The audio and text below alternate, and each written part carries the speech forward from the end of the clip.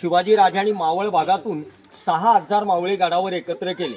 खानाची फौज डबल आहे, ताकद अफाट आहे, पण त्यालाही माहिती आहे एवढा लवाजमा घेऊन जर आपण विजापुरातनं निघालो तर वाईपर्यंत आरामात जाऊ, कारण मैदानी भाग आहे. पण वाईपासनं पुढं या घनदाट जंगलात जाऊन डोंगराळ भागात घुसून डायरेक्ट गडावर आक्रमण करू शकत नाही, कारण हा गड राजांनी बांधलाय. मग असं करू शकतो ना की आपण जर तिथे जाऊ शकत नाही तर असं काहीतरी करूया, शिवाजी राजे गड सोडतील आणि आपल्या मावळ्यांना घेऊन महाराज मैदानात वाई भागात येतील. खानानं काय केलं बघा, ज्या वेळेला विजापुरातनं निघालाय, विजापूर, पंढरपूर, तुळजापूर, फलटण मार्गे तो वाईला आला. रस्त्यात लागणाऱ्या आपल्या हिंदूंची देवळे, मंदिर आहेत, याने मंदिरं पाडली, मूर्त्या फोडल्या, नद्या लागल्या, तिकडे गायी कापल्या. पाचगणी महाबळेश्वर फिरला असाल, एक गोष्ट तुमच्या लक्षात येईल, या परिसरात कन्वर्ट केलेले लोक जास्त आहेत. जे हिंदू होते अफजल खाननं जबरदस्ती पाठवलं. असे सगळे कृत्य करत खान इकडे आला आणि महाराजांना खलिता पाठवतोय, मी राजांबरोबर तह करायला येते.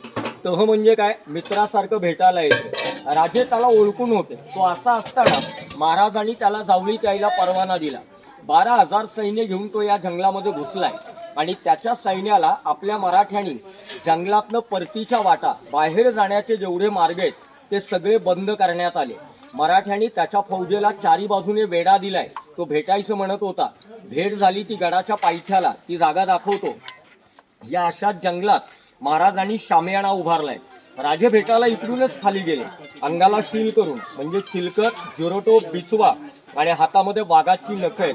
कारण असं आहे बघा, अफजल खान हत्तीला ताब्यात करेल एवढी त्याच्याकडे ताकद. कल्पना करा, जेवढा ताकदीला आहे तेवढा उंचीला अफाट आहे. व त्याच्या हाईट काय, 7.25 फूट आणि आपले महाराज उंचीला कमी आहेत, 5.25 फूट. महाराज गनिमी काव्यानं लढायचे. शामियानामध्ये भेट कशी झाली हा इतिहास आपल्या मराठी माणसाला तरी खोलात जाऊन सांगायची गरज नाही.